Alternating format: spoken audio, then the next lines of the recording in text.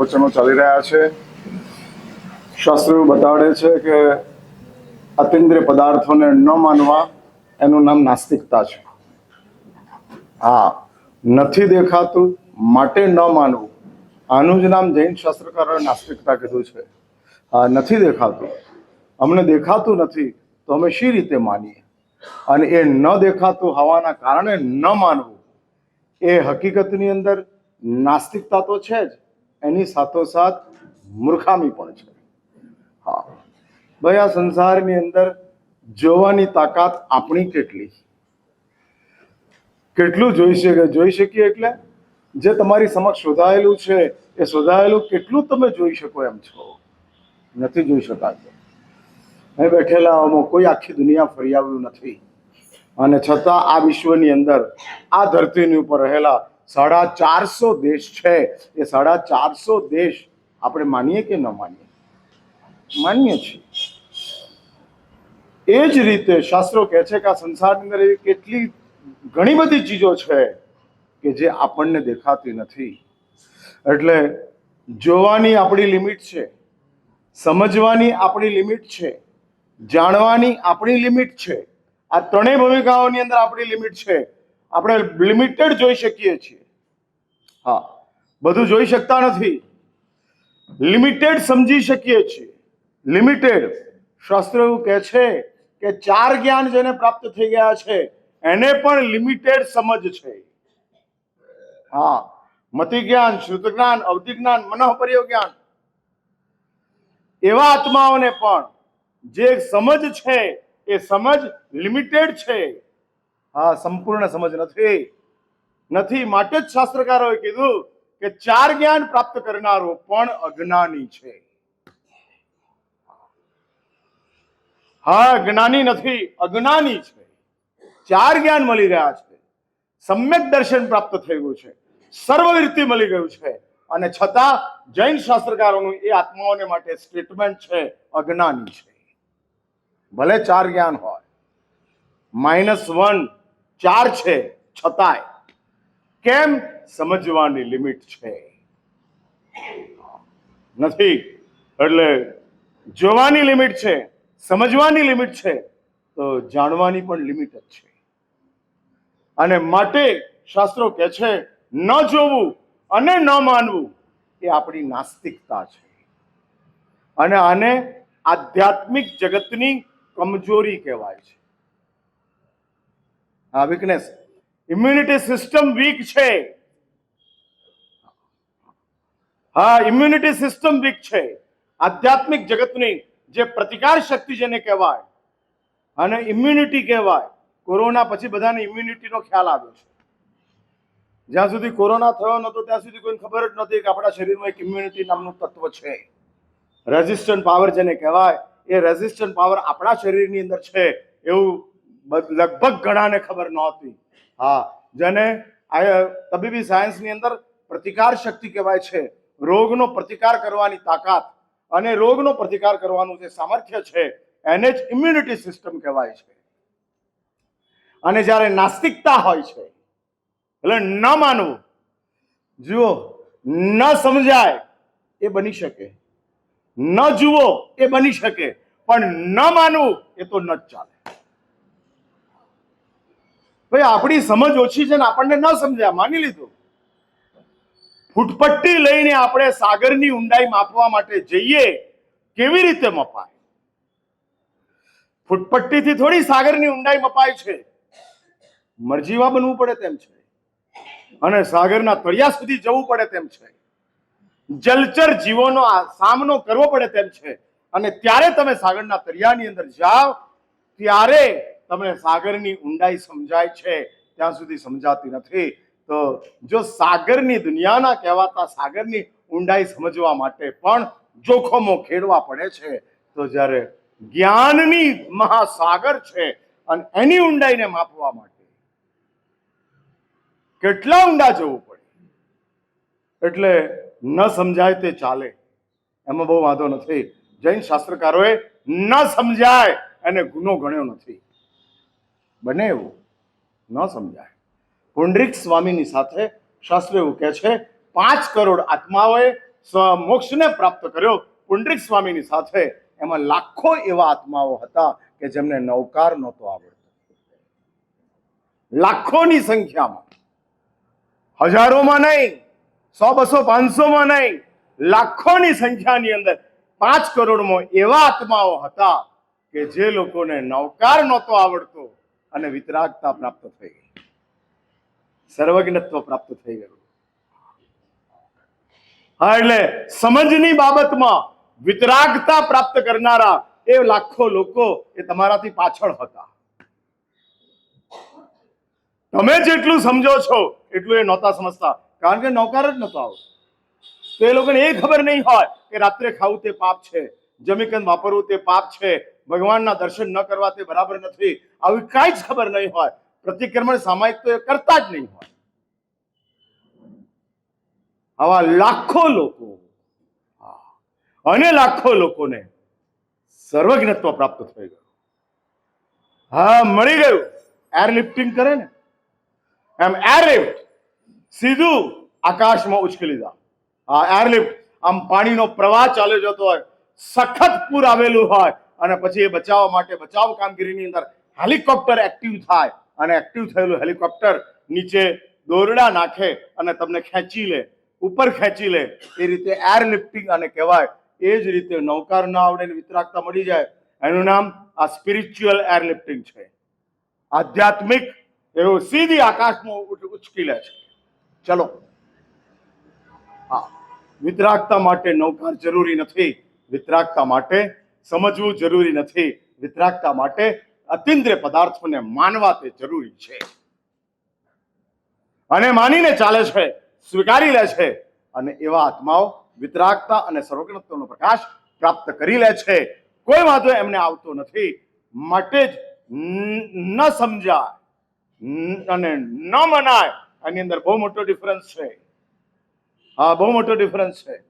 આ દુનિયાની અંદર ન સમજાય એવા પણ ધર્મીઓ હોય અને ન માને એવાય ધર્મીઓ હોય. હા, આપણો નંબર ક્યાં આગળ? ન સમજાય એમાં છે કે ન માનવામાં છે? કઈ ભૂમિકાની અંદર? નથી સમજાતું માટે કે નથી માનતા માટે? હા, કઈ આપણી અંદર ખાનેની માનસિકતા છે? નથી સમજાતું, ઓકે, માફ, અમારો કોઈ વિરોધ નથી, ચાલશે. પણ નથી માનવું, અને આ ભૂમિકા એવી છે કે એક પણ ચીજને ન માનો એટલે બધું માનવા છતાંય એકને નથી માન્યું માટે તમે ફેલ. ધારો કે 50 બાબતો એવી છે કે જે તમને નથી, તમે તમારા જીવનની અંદર નથી એની કોઈ ભૂમિકા, અને એવી 50 બાબતોની અંદરથી તમે 49 બાબતોને માનો છો પણ એક બાબતને નથી માનતા, તો શાસ્ત્રો કહે છે કે 50માંથી 49 કે ના 50માંથી 0. એક પણ પર્સન્ટેજ તમને પ્રાપ્ત થતો નથી. કારણ કે એકને નથી માનતા માટે બધી જે બીજી માનો છો એ માન્યતાની અંદર તમારી પોતાની કન્સેન્ટ કામ કરે છે, પ્રભુની વાત કામ નથી કરતી. એટલે આ વાતે સમજવા જેવી છે. રાતે ખાવું તે પાપ તમે માનો છો માટે કે પ્રભુ કે છે માટે?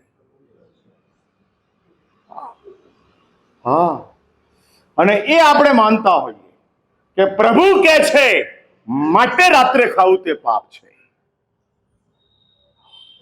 માટે પાપ છે. સુલસાને અંબડ પરિવ્રાજકે એવું કીધું કે સુલસા નગરીની અંદર, રાજગૃહની અંદર 25માં તીર્થંકર આવ્યા છે,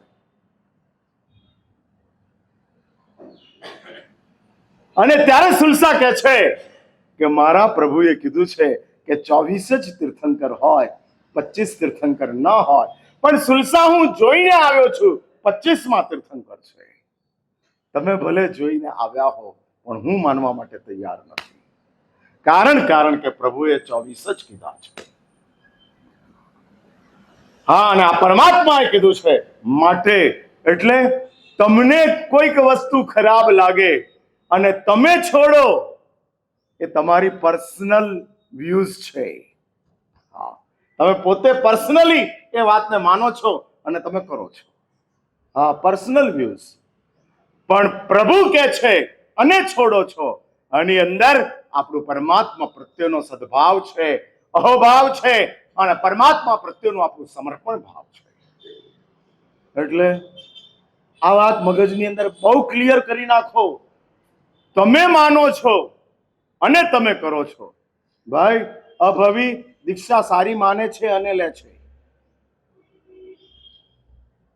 હા, દીક્ષા ખરાબ માં ખોટી માનીને અભવી લેતો નથી.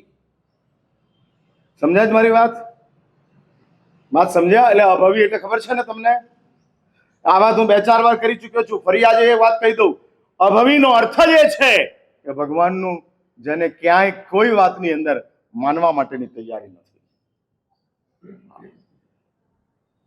36 નો આંકડો ચાલે છે. ધર્મ અને અભવી અને 36 નો આંકડો ચાલે છે. એ કોઈ પણ હિસાબે ધર્મનો સ્વીકાર કરવા માટે તૈયાર નથી, અને છતાંય તે અભવી દીક્ષાને સારી માની અને દીક્ષા લે. જુઓ આ કમાલ, આ મોહરાજની મોટામાં મોટી રમત. હા, મોટામાં મોટી રમત. અને રમતની સાથે ગેમ ચાલે છે. ગેમ ચાલે છે. એટલે તમે એવું માનતા જ નહીં હું દુનિયાને રમાડું છું, તમને કોક રમાડે છે. હા, ગમે એવા તમે બુદ્ધિમાન હો, ગમે એવા તમે ધનવાન હો, તમે ગમે એવા શક્તિમાન હો, તમે ગમે એવા સમર્થ હો, પણ તમને કોક રમાડે છે. તમે ભલે દુનિયાને રમાડતા હો, પણ તમે પણ કોકના ખીલોના છો. અને આ મોહરાજ, કે જે મોહરાજ જૈન શાસ્ત્રકારોએ મોહનો અર્થ બહુ જાડી ભાષાની અંદર અજ્ઞાન કર્યો છે. હા, જાણતો જ નથી અને કરે રાખે છે. જાણતો જ નથી અને કરે રાખે છે. હા, કરતો જાય છે અને થઈ જાય છે. એટલે ખોટું કરવા છતાંય સાચું થઈ જાય તો માનજો કે નસીબ કામ કરે છે.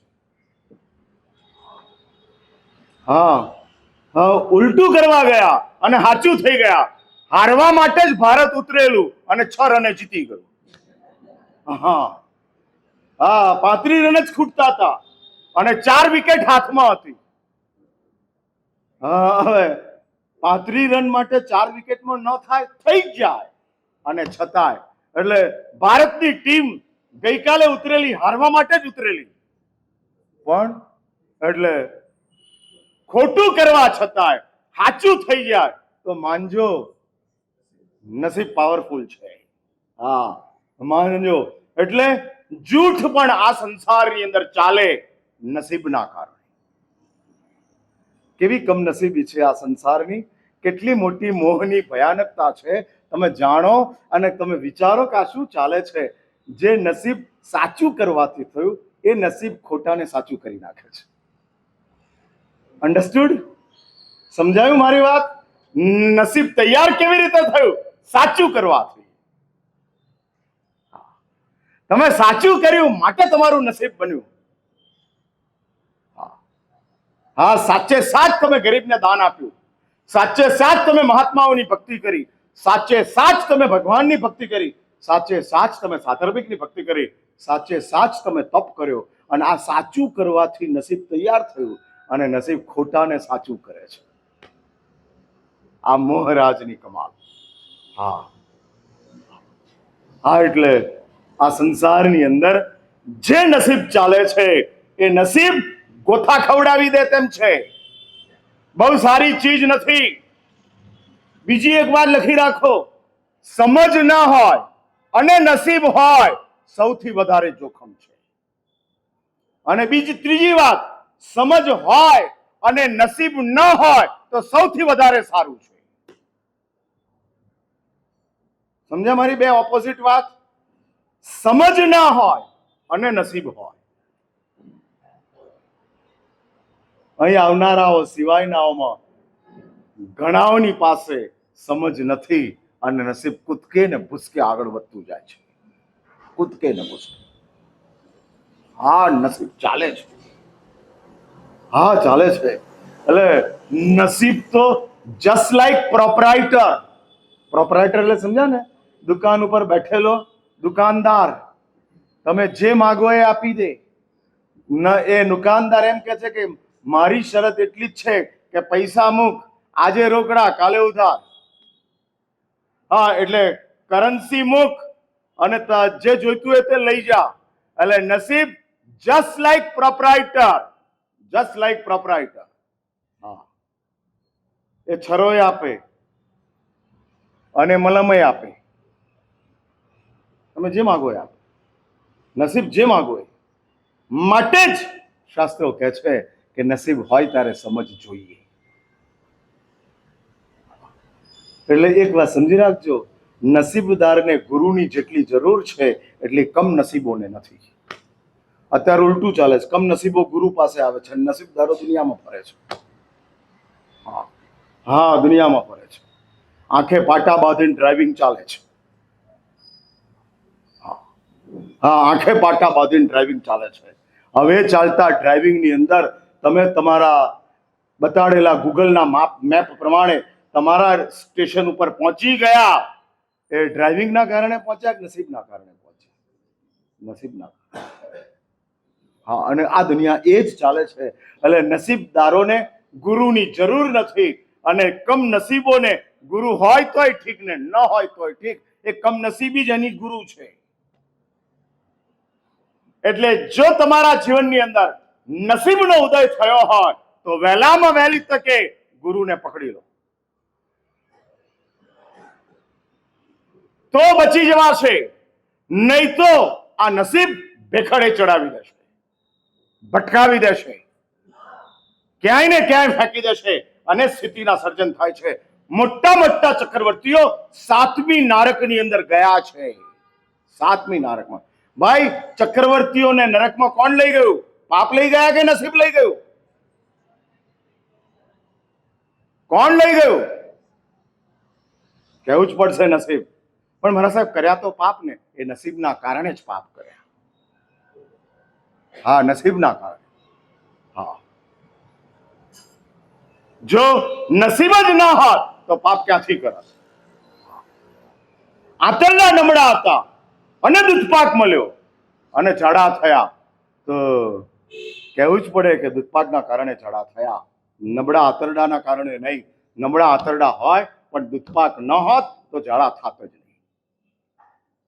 હા, એટલે કુપાત્ર વ્યક્તિને જ્યારે પુણ્યની પ્રાપ્તિ થાય છે ત્યારે એ પુણ્ય પાપ કરતા વધારે જોખમી બને છે. હા, વધુ ખતરનાક બને છે, કારણ કે કુપાત્ર વ્યક્તિ છે અને કુપાત્રતા સાથે પુણ્ય પ્રાપ્ત થઈ ચૂક્યું છે. એવા કંઈક આ સંસારની અંદર કુપાત્ર લોકો છે કે જેની પાસે પુણ્ય આવ્યું છે. આજ કલિકાલની કમનસીબી. હા, કલિકાલની કમનસીબી. સતયુગની અંદર પાત્ર વ્યક્તિઓને નસીબ મળતું હતું, કુપાત્રોને કમનસીબ મળતું હતું.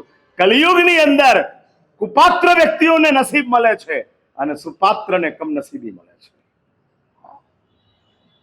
જે યોગ્ય છે એની પાસે નસીબ નથી અને જે કુપાત્ર છે એની પાસે નસીબ છે. હા, નસીબ છે અને ચાલે છે. નાવની અંદર તમે પથ્થર ભરો તો નાવે ડૂબે. નાના પણ તો નાવ તો તારે ના તારે. જો તમે પથ્થરો ભરી દીધા હોય, લોખંડ ભરી દીધું હોય તો નાવ ડૂબાડે. એ જ રીતે નસીબ તો નાવ છે, ભરો છો શું નાખો છો? માટે જ શાસ્ત્રો કહે છે કે આ સંસારની અંદર જો આપણી પાસે ખોટું થતું જાય અને સાચું પડતું જાય છે તો આ નસીબનું કામ છે. અને એટલે જ શાસ્ત્રો સમજ આપવાનું કહે છે, નસીબ આપવાનું નથી કહેતા. એક વાત સમજી રાખજો, ધર્મશાસ્ત્રોએ અને ખાસ કરીને જૈન ધર્મશાસ્ત્રએ નસીબ કેવી રીતે ડેવલપ થાય એના રસ્તા બતાડ્યા નથી, પણ સમજ કેવી રીતે વિકસિત થાય એના અનેક માર્ગો જૈન દર્શને બતાડ્યા છે. અને જૈન દર્શન કહે છે કે સમજ એવી ચીજ છે કે નસીબ કે કમનસીબ બંનેમાં કામ લાગશે. હા, નસીબ હશે તોય સમજ જોઈશે અને કમનસીબ હશો તોય સમજ જોઈશે, બંનેમાં કામ લાગશે. હા, જીભ હશે તો સાકર કે લીમડો બંને ચાખી શકાશે. હા, એટલે જીભ જોઈએ ચાખવા માટે, પછી સાકર હોય કે લીમડો, બંનેને માટે. એ જ રીતે નસીબ હોય કે કમનસીબ હોય, સમજ જોઈશે. તમે આ મારી વાતની અંદર કેટલા સહમત છો? તમારી પોતાની અંદરની ભૂમિકા કઈ? સાચું બોલો, આમ સમજેલા છો કે ના સમજ છો? તમે આમ સમજેલા કે ના સમજ? તમે આમ તમારી જાતને એકલા હો ત્યારે શું માનો? હા, હું પૂછું છું, સમજદાર માનો કે વફાદાર માનો? જ્યારે આમ એકલા બેઠા હો, કોઈ સાથે ન હોય, સોફા સેટ ઉપર બેઠા હો, ત્યારે તમને તમારી જાત માટેનો અભિપ્રાય શું આવે? સમજદાર કે ના સમજ? ભાઈ બોલો, જલ્દી બોલો યાર, પ્રેરણા તીર્થ વાળા. શું લાગે છે તમારા માટે? અહીંયા તો તમે જે બોલો છો ને બધું રેડીમેડ બોલો છો, જે મને ગમે એ બોલો છો, પણ જે હકીકત શું છે? એટલે જ્યારે પણ તમે, હવે હું આગળ વાત કરું છું, અહીં આગળ આવો ત્યારે તમારી સમજને ચંપલ ઉતારો છો ને ત્યાં ઉતારીને આવવાનું, અને સંપૂર્ણ ના સમજ થઈને અહીં આવવાનું. સંપૂર્ણ ના સમજ. ભગવાનની 22,000 દેશનાઓની અંદર ઇન્દ્રભૂતિ ગૌતમ દરેક દેશનાની અંદર ઉપસ્થિત હતા, અને દરેક દેશનાની અંદર ઇન્દ્રભૂતિ જાય ત્યારે પોતાની જાતને અજ્ઞાની સમજીને જાય. જમાલી જ્ઞાની સમજીને ગયો અને ભગવાન સાથે અથડાયો, અને ગૌતમ અજ્ઞાની સમજીને પોતાની જાતને ગયા અને ભગવાનના પગમાં બેસી ગયા. હા, એટલે કઈ પરંપરાની અંદર જમાલી કે ગૌતમ? આ અજ્ઞાની સમજીને ગૌતમ જાય છે, પોતાની જાતને શૂન્ય સમજીને જાય છે. 22,000 દેશનાઓની અંદર ગૌતમ ઉપસ્થિત રહે. હા, ક્યારે ગેરહાજર? સમોસરણ બન્યું અને ગૌતમ ન હોય એવું લગભગ ન બને, પ્રાય ન. અને એ રીતે ગૌતમ પરમાત્માની દેશના સાંભળવા માટે જાય. અને તમે જાણો છો કે ગૌતમ તો છદમસ્ત છે, કેવલીઓની પરસદામાં ગૌતમ નથી. હા, એટલે ભગવાનની દેશના સાંભળતી વખતે ગૌતમને સંપૂર્ણ જ્ઞાન છે એવું નહીં, અજ્ઞાન છે, પણ એ જ્ઞાનની વચ્ચેના અજ્ઞાનને ગૌતમ વધારે જુએ છે, અને પોતાના અજ્ઞાનને ગૌતમ ફીલ કરતા જાય છે, ફીલ કરતા જાય છે. એટલે એક વાત સમજી રાખજો, દેશના શ્રવણ માટેની પહેલી શરત છે કે સમજને નીચે મૂકીને આવો. આપણે ખાલી ચંપલ જ નીચે મૂકી આવીએ છીએ અને સમજ લઈને આવીએ છીએ. એટલે તમારી સમજ અને મારી સમજ, મારી તો મારી પોતાની છે નહીં, ભગવાન સિમંદરની જે સમજ છે હું તમને એપ્લાય કરું છું, અને પછી ઇનબોક્સ ફૂલ આવે છે. હા, મેમરી ફૂલ, મેમરી ફૂલ, એ આવતું જાય. એટલે તમારી સમજ અને મારી સમજ એ ક્લેશિસ થાય છે, હા, અથડાય છે. અને અથડાવાના કારણે મારી વાતો ભગવાન સિમંદરની હોવા છતાં તમને એમ થાય છે કે મહારાજ તો નવી વાત કરે છે, જુદી વાત કરે છે. આજ સુધી આપણે આ વાત સમજ્યા જ નથી, અને આ ક્યાંથી લઈ આવ્યા? હા, એટલે વધુ સાંભળનારાઓને ધર્મની અંદર અને વ્યાખ્યાનકારોમાં વધારે શંકા ઊભી થાય. હા, એટલે નવા ડોક્ટર કરતા અનુભવી કમ્પાઉન્ડર વધારે પાવરફુલ હોય. એટલે તમારા માટે હું નવો ડોક્ટર જ ગણાવું ને. અને તમે બધા મારા માટે બોલો કે અનુભવી કમ્પાઉન્ડરો. હા, બધા આમ અનુભવ લઈને આવ્યા. 26 વર્ષથી 27 વર્ષથી લગાતાર પ્રવચનો સાંભળાતા જાય છે, લગાતાર. પણ એક વાત સાંભળી રાખો, જો પ્રવચનોની અસર આપણે આપણા જીવનમાં લાવવી હોય તો આટલું નક્કી કરો કે આપણી જે પોતાની સમજ છે એ સમજને નીચે મૂકીને આવવું છે, છોડીને આવવું છે. હૃદયની પૂર્ણ સરળતાની સાથે, પૂર્ણ સદભાવની સાથે, કોઈ અંદરના કોઈ વિસંવાદ વિના, વિકલ્પ વિના શ્રવણ કરવું છે. હા, શ્રવણ કરવું છે. અને જ્યારે આવું શ્રવણ તમારી પાસે આવતું જશે ત્યારે તે શ્રવણ તમારા અંદર એક નવું સર્જન કરતું જશે.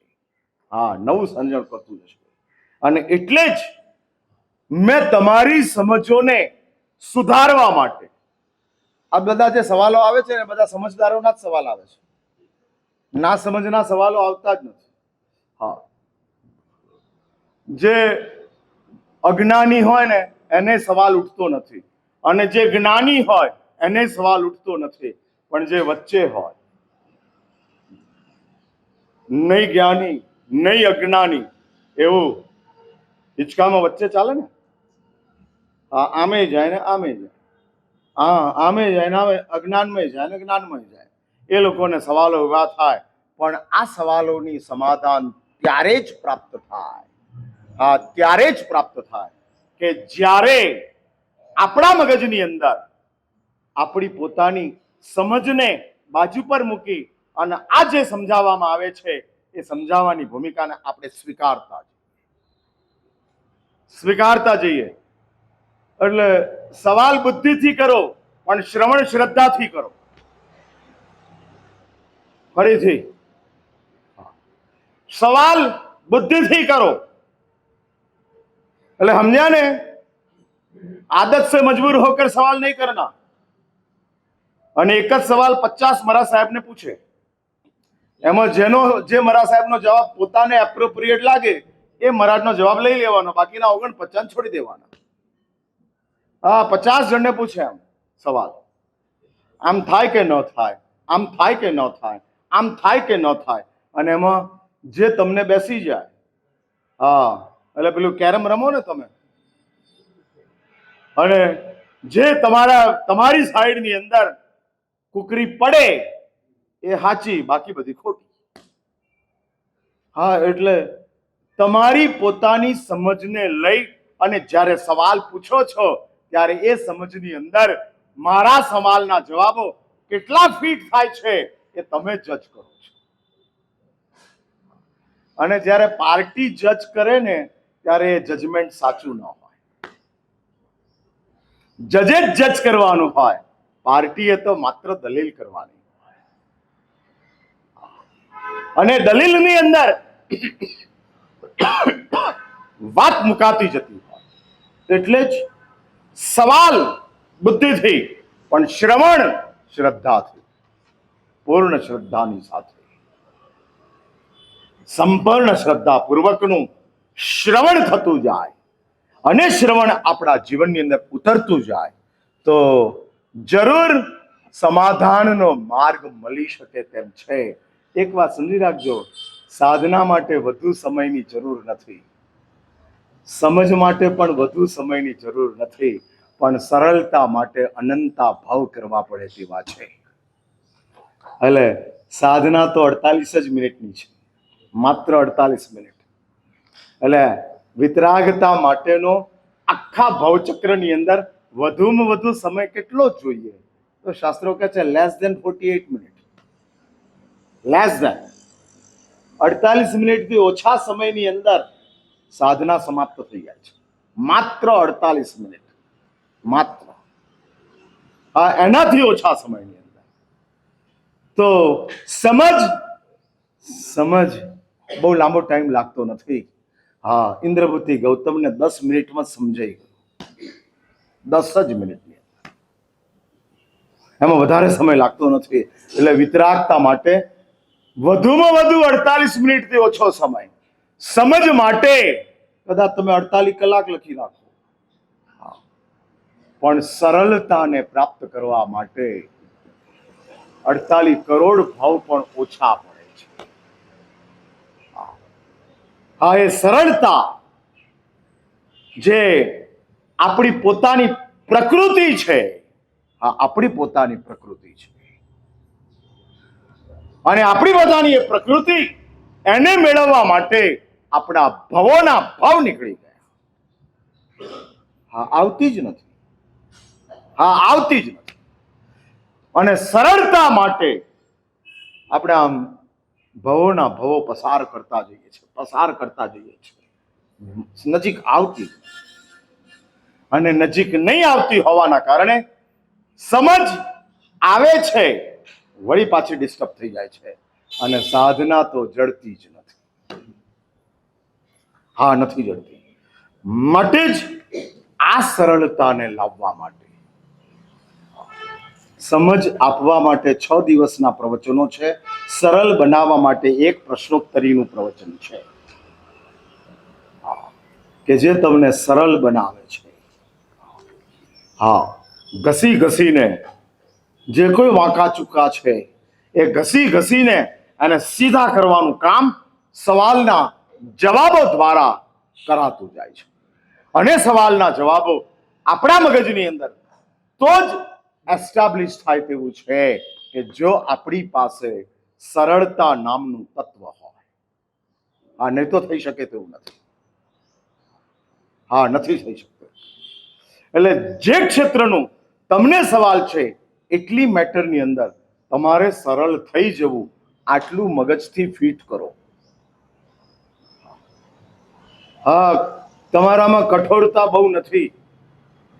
વધુ પડતા ભાવ ભ્રમણના કારણે આપણી કઠોરતા, અને એક વાત આગળ વધીને કહું, વધુ પડતા ભાવ ભ્રમણના કારણે નહીં, પણ વધુ પડતી આપણા જીવનની અંદર ઊભી થયેલી એક પ્રકારની ભાવુકતા, એ ભાવુકતાના કારણે હવે જડતાઓ બહુ ઓછા પ્રમાણમાં છે. હા, બહુ ઓછા પ્રમાણમાં.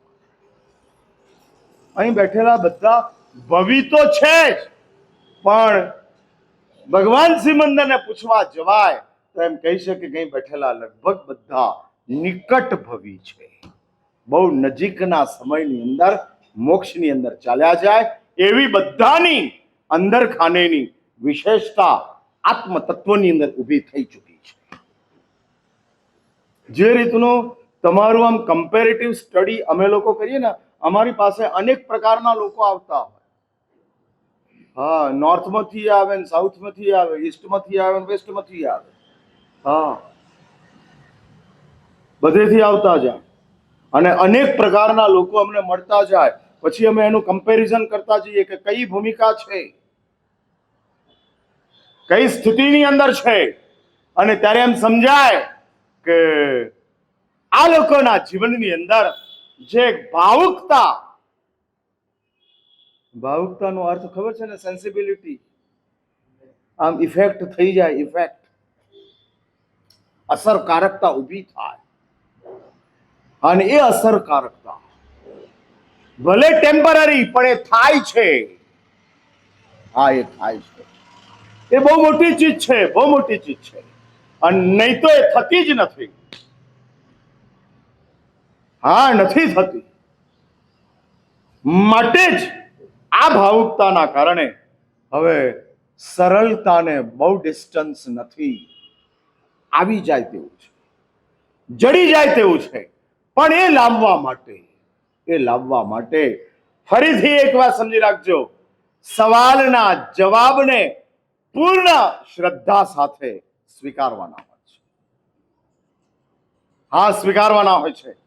માટે જ આ સરળતા આપણા જીવનની અંદર એસ્ટાબ્લિશ થતી જાય, અને જે આપણા મગજની અંદર અનેક પ્રકારની જુદી જુદી ટાઈપની નાની મોટી શંકાઓ ઊભી થતી જાય છે, એ શંકાઓનું નિરાકરણ થતું જાય. તો ક્લેરિટી આવતી જાય, અને ક્લેરિટી આવતી જાય તો અહોભાવ વધતો જાય. હા, અહોભાવ એનો આપોઆપ વધતો જાય, હા વધતો જાય. અને શાસ્ત્ર એવું કહે છે કે વિધિ કરતા બહુમાનની તાકાત વધારે છે. હા હા, ક્રિયા કરતા વિધિ મહત્વની, વિધિ કરતા બહુમાન મહત્વનું. તમે જે ક્રિયા કરો છો એ નંબર 1, એમાં તમારી વિધિ છે નંબર 2, અને એના માટેનું તમારું બહુમાન છે એ નંબર 3. સર્વશ્રેષ્ઠ છે, સર્વશ્રેષ્ઠ.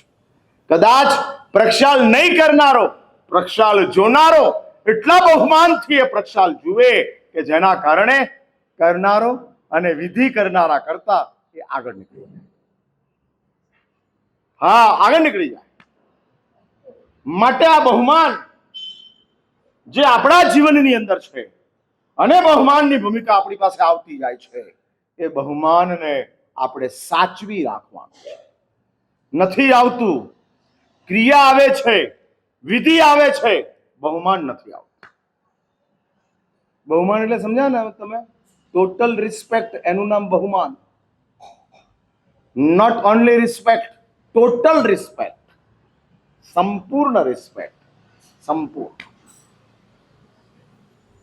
પરિપૂર્ણ રિસ્પેક્ટની સાથે. હા, આ શબ્દને સ્પર્શવાનો પ્રયત્ન કરજો. આમ પરિપૂર્ણ.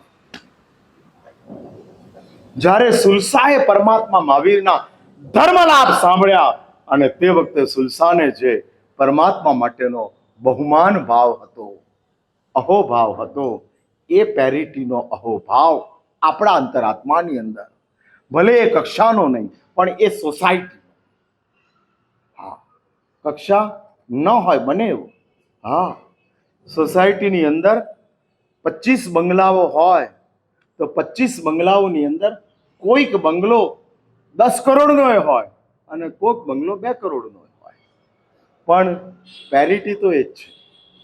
હા, કક્ષા તો એ જ છે. એમ સુલસાનું બહુમાન 25 કરોડનું, પણ તમારું બહુમાન કમસે કમ 25 લાખનું તો હોવું જોઈએ. ભલે 25 કરોડનું ન હોય, સુલસાની સોસાયટીનું બહુમાન છે. સુલસાની સોસાયટી, ત્યારે તે બહુમાન ઉપર ઉઠતું જાય છે, ઉપર ઉઠતું જાય છે. પદાર્થ માટેનું તમારું બહુમાન કેવું?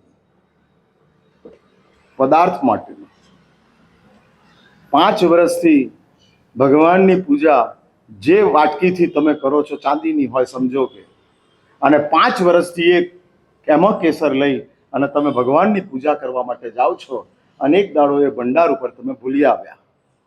હવે એ પ્રભાવનામાં જ મળેલી હતી. હા, એમાં કોઈ તમે ઇન્વેસ્ટમેન્ટ તો કરી જ નહોતું. એટલે પ્રભાવનાની કેસરની પૂજા કરવાની વાટકી ભંડાર ઉપર ભૂલી આવ્યા, અને તમે ઘરે ગયા અને યાદ આવ્યું તો કપડાં બદલો કે સીધા સીધા આવો? હા, હું પૂછું છું, કપડાં બદલો કે સીધા જ આવો? શું કહે છે રમેશભાઈ? હા, ચોખાનો વાટવો ભૂલી ગયા હોય તોય 10 વાર પૂજારીને ફોન કરીએ, અને આ જવાબદારી પાછી પૂજારીની. હા, પૂજારીએ ભગવાનને તો સાચવવાના, પણ આવા ઠગો તો નહીં સાચવવાના. હા હા હા હા, પાછા પૂજારીને 10 વાર પૂછવાનું, તમે જોજો, તમે જોજો, પોતે ભૂલી આવ્યા છે અને શંકા પૂજારી ઉપર છે. અને આવી કેટલીક મિસમેચિંગ જે ચાલતું જાય છે. હા, વાટવો ઘરેથી એટલા માટે લાવે છે કે સંઘે ચોખાની વ્યવસ્થા કરી નથી. હા હા, જો સંઘે ચોખાની વ્યવસ્થા કરી હોત, એટલે જેમ તમે કેસર પૂજાનો સામૂહિક ચઢાવો બોલો છો, દૂધનો ફૂલનો સામૂહિક ચઢાવો બોલો છો, એમ અક્ષત પૂજાનો ચઢાવો બોલો તો આ લોકો વાટવોય લઈને ના આવે. હા, મૂકી રાખવાના. હું નવસારીમાં ચોમાસું હતો, નવસારીના સંઘે ત્યાં આગળ નૈવેદ્ય અક્ષત એની વ્યવસ્થા મૂકી રાખેલી છે. હા, પછી મેં પૂછ્યું કે આવું કેમ? મહારાજ સાહેબ, ભાવિકોને લાભ મળે એટલા માટે. મેં કીધું આ ભાવિકોને ગેરલાભ થાય એટલા માટે છે. શાસ્ત્રો તમામ દ્રવ્યો ઘરેથી લાવવાનું કે છે. એમાં બચી ગયા માત્ર ચોખા ને ફ્રૂટ. હા, અને એમાંય નૈવેદ્યમાં તો હવે ગોળ આવી ગયો, અને સૌથી નાનામાં નાનો હા સુગર ક્યુબ, ડાયાબિટીસ વાળા માટે મુકાયેલું, કે જેમાં ઓછામાં ઓછું પ્રમાણ હોય અને પહોંચતું જતું હોય, અને એ આપણી પાસે આવતું જતું હોય, અને એની વચ્ચે પણ આપણને પૂજારી માટે શંકાઓ ઊભી થાય. હા, શંકાઓ. હું તો આગળ વધીને એ કહેવા માંગુ છું કે ધારો કે કદાચ તમને પૂજારી રંગે હાથે પકડાયો હોય તોય એને બદનામ ન કરતા. હા, બદનામ ન કરતા. કારણ એના પ્લસ ને જોજો, એને 15 વર્ષથી 10 વર્ષથી આ ભગવાનની સેવા કરી છે. ભલે 25 વખત રંગે હાથે પકડાયો, એને છૂટો કરી દો, પણ એને બદનામ ન કરતા. ના, યોગ્ય નથી. હા, યોગ્ય નથી. આજ જો આપણી માનસિકતા હોય તો સમજજો કે આપણને બહુમાન છે. હા, બહુમાન છે. સજા કરવાની ભાવના પેદા થાય એ હકીકતની અંદર આપણું બહુમાન તૂટ્યું છે માટે થાય. અહીં આગળ સવાલ છે, દેહાધ્યાસ ઓછો કરવા જઈએ તો ઉલટું આસક્તિ વધે છે. તેવી જ રીતે મોજ શોખની આસક્તિ ઘટાડવા જઈએ તો વધે છે. સ્વાર્થ ઘટાડવા જઈએ તો સ્વાર્થ વધતો જાય છે. ઉપાય શું? બાવા બની જાઓ. એટલે દેહાધ્યાસે ઓછો થઈ જશે, મોજ શોખે ઓછા થઈ જશે, અને સ્વાર્થે ઓછા થઈ જશે. એટલે 3 in 1 મારી જોડે આવી જાઓ. જેને આ સવાલ સતાવતો હોય એ બધા, એટલે ઉપાય તો મળે છે, પણ એપ્લાય કેટલાને કરવો છે, કેટલા માનવા માટે પ્રયાસ ઘટાડવા જઈએ છીએ, ઉલટો વધે છે. એનો અર્થ એ નહીં કે પ્રયાસ છોડી દેવો. હા, ટેબ્લેટ લેવા છતાંય બીપી વધે તો શું કરવું? હા, એટલે ડોઝ વધારવાનો કે છોડી દેવાનો? ના ના, ટેબ્લેટ લઈએ છીએ તોય બીપી વધે છે, હવે દવા છોડી દેવાની. 80-83 બીપીની, જે થવું હોય થાય, જોયું જશે. અને વધેલા બીપીએ સ્કૂટર ચલાવશું, દોડશું, જે બનવું હશે બનશે, ભલે ને હેમરેજ થઈ જાય, શું ચિંતા છે? ના. હા, એટલે દેહાધ્યાસ ઘટાડવા માટે પ્રયાસ ચાલુ છે, એમાંય ઉલટો વધે છે. એનાથી હતાશ થવાની જરૂર નથી. પ્રયાસ જારી રાખો. હા, પ્રયાસ જારી રાખો. Practising practice make main perfect. English में क्या है? अगेन एंड अगेन, बार बार करते रहो, अल्टीमेटली आपको उसमें सफलता प्राप्त होगी. हाँ, चलते रहो, आगे बढ़ते जाओ. हाँ, એટલે નિષ્ફળતા હરાવે છે, પણ જીતાડવાનું કામ પણ નિષ્ફળતા જ કરે છે. જો નિષ્ફળતાએ હરાવ્યા અને તમે હારી ગયા, એટલે નિષ્ફળતા હરાવે છે, હારવાની જરૂર નથી. એ જ રીતે દેહાધ્યાસ ઘટાડવા માટેનો પ્રયત્ન ચાલુ છે, પણ એ પ્રયાસની અંદર દેહાધ્યાસ વધતો જાય. દેહાધ્યાસ એટલે સમજો છો ને તમે, કે આ માત્ર લખી જ નાખ્યું છે. કોને દેહાધ્યાસ કહેવાય? શબ્દનો અર્થ ખબર છે કે ચોખવટ કરી દઉં? અહીંયા ડોકા હાલે છે. હા, એટલે દેહાધ્યાસ લખી તો નાખ્યો, પણ શબ્દનો અર્થ શું? દેહાધ્યાસનો અર્થ શાસ્ત્રો કહે છે કે ગમે ત્યાં હો, તમારું મન સતત તમારા શરીરને જ જોયા કરતું હોય. સતત અધ્યાસનો અર્થ 24 કલાક એની સાથે જ ચાલતું હોય. હા, આજે બીજો ઉપવાસ છે તોય કાલ યાદ આવતી હોય, તો આ દેહાધ્યાસ છે. ખબર છે કે આજ કશું ઉપવાસ જ છે, હા, એમાં કશું જ ફેર નથી પડવાનો. આવતીકાલે આ ટાઈમે આપણો નંબર લાગવાનો છે. હા, હજુ 24 કલાક પસાર કરવાના જ છે. હા, પસાર કરવાના જ છે. પણ મગજમાં એ જ ચાલ્યા કરતું હોય અને એ જ સતત ગોઠવાયા કરતું હોય. એટલે અમારે ત્યાં એમ કીધું છે, કોઈ તમને મને એમ કહેવા આવે કે ગોચરી માટે, મારા સાહેબ આવતીકાલે મારે ત્યાં પધારજો, કેટલા વાગે બોલાવવા આવું? તો અમારે ત્યાં કીધું છે કે સમય આપવાનો જ નહીં. અમે ગોચરી પાણીનું બુકિંગ કરાવતા નથી. અને અમારે ત્યાં આગળ વધીને એ કીધું છે કે ગોચરી લાવો, જેટલી લાવો એ જ ટાઈમે પૂરી કરી નાખવાની, વધારીને રાખવાની નહીં. જેમ તમે મહારાજને માટે રાખો અને મહારાજ વોરે, એ સ્થાપના દોષ છે. એમ વોરેલી ચીજ સાધુ રાખી મૂકે એ જ સ્થાપના છે. પછી વાપરશું અને પછી વાપરશું. આ ભૂમિકાની અંદર, મગજની અંદર પછી યાદ રહે કે ના રહે, પેલું તો યાદ રહી જ જાય છે. પડ્યું છે. સાધુએ માત્ર સ્વાધ્યાયને યાદ રાખવાનો છે. નિત્યમ સ્વાધ્યાય સંયમ વ્રતાના. નિત્યમ સ્વાધ્યાય, કાયમને માટે સ્વાધ્યાય, કાયમને માટે. એટલે સતત સ્વાધ્યાય ચાલ્યા જ કરે, જેમાંથી બહાર નીકળવાનું જ નથી. એટલે પ્રયાસ આપણો સતત ચાલ્યા કરે. જે અહીંયા આગળ 3 મેટરો લીધેલી છે, દેહાધ્યાસ, આશય, મોક્ષ અને સ્વાર્થ, આ ત્રણેય મેટરની અંદર પ્રયાસ જારી રાખો. હા, અને એ પ્રયાસની અંદર ક્યારેક ને ક્યારેક, કારણ કે આપણો આ શરીર સાથેનો સંબંધ અનાદિકાળનો છે. જુઓ, સ્પર્શ અનાદિકાળથી છે. આંખનો, જીભનો, કાનનો, નાકનું શરૂઆત છે, પણ સ્પર્શ તો અનાદિકાળ છે. એટલે પહેલી વખત જીભ ક્યારે મળી એ સમય મળે, પણ પહેલી વખત સ્પર્શ ક્યારે મળ્યો એનો કોઈ સમય નથી, કારણ કે અનાદિ છે. એટલે શરીર સાથેનું આપણું કનેક્શન અનાદિકાળ. હા, એટલે ઘાતી કર્મો ગયા પછી એ શરીર બચે છે. કર્મનો બંધ અટકી ગયો અને અયોગી અવસ્થામાં ચાલ્યા ગયા તોય શરીર બચ્યું છે. શૈલેષીકરણ કરો છો ત્યારે શરીર બચ્યું છે. આ મોક્ષ પ્રાપ્ત કરતા પહેલાની આ ભૂમિકાઓ છે.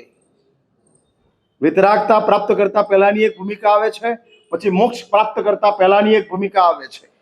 અને મોક્ષ પ્રાપ્ત કરતા પહેલાની ભૂમિકાઓની અંદર શાસ્ત્રો એમ કહે છે અયોગી થાય, શૈલેષી થાય અને પછી નિર્વાણ પદને પ્રાપ્ત કરે. તમામ આત્મ પ્રદેશોને સંકોચી લે.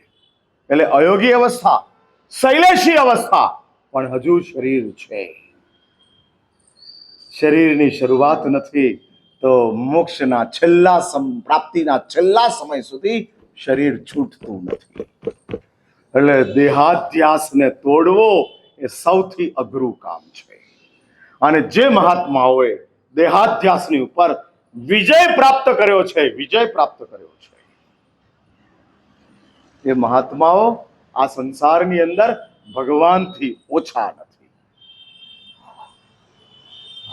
અને એવા કોઈ મહાત્માઓ તમને પ્રાપ્ત થઈ જાય, હા, મળી જાય, જેનો દેહાધ્યાસ 0 ડિગ્રી ઉપર ચાલ્યો ગયો છે, અને એ મહાત્માઓ મળી જાય તો એને સાષ્ટાંગ કરજો, ચરણોની અંદર પડજો અને એના ચરણને વધારે અડવાનો પ્રયત્ન કરજો, કારણ કે એણે દેહની ઉપર મોટામાં મોટો વિજય પ્રાપ્ત કર્યો છે. શક્ય નથી. માટે જ પ્રયાસ જારી રાખવો એ જ આપણું કામ છે. હા, આપણું કામ છે. દુનિયાની પરીક્ષાઓમાં ફેલ થાવ તો બેસવાનો રાઈટ પણ ચાલ્યો જાય છે, પણ આધ્યાત્મિક જગતમાં ફેલ થાવ તો સતત તમને બેસવાનો રાઈટ મળતો જાય છે. હા, મળતો જાય છે. SSC ની અંદર 9 વખત ટ્રાય કરો, પછી 10મી વખત ટ્રાય કરવાની રજા નથી. હા, નથી મળતો. કેટલીક એક્ઝામોની અંદર તમારી ઉંમર વધી જાય છે અને ટ્રાય કરવાની છૂટ મળતી નથી. પણ આધ્યાત્મિક જગતની અંદર સતત પ્રયત્ન ચાલુ જ રાખો, પ્રયત્ન ચાલુ જ રાખો. ક્યારેક ને ક્યારેક તમે તમારા ડેસ્ટિનેશન ઉપર પહોંચશો. સમય થઈ ગયો મિત્ર,